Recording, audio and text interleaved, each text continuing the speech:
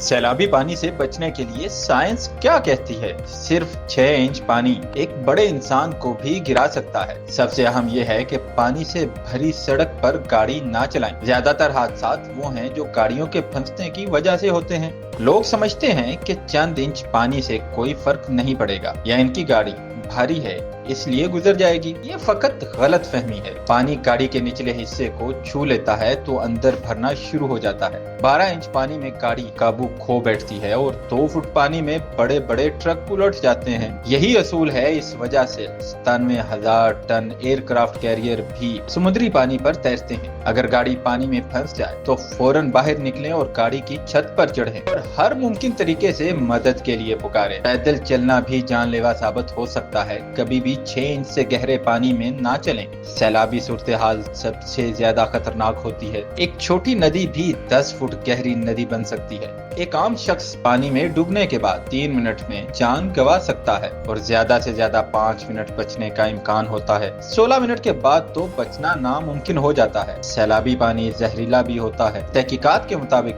65% सैलाबी पानी के नमूनों में बैक्टीरिया मौजूद होता है। बैक्टीरिया और वायरस कई हफ्तों तक सतहों पर जिंदा रह सकता है। इसलिए कभी भी वो खाने पीने की चीज इस्तेमाल ना करें जो सैलाबी पानी से छुई गई हो। अब बचने का तरीका ये है कि सैलाबी पानी के साथ कोई खतरा मोल ना लें और अगर सड़क पर पानी हो तो फौरन वापस मुड़ जाएं और अगर पानी बढ़ रहा हो तो फौरन ऊंची जगह पर चढ़ जाएं। लेकिन पानी के खतरे को कभी भी हल्का ना समझें।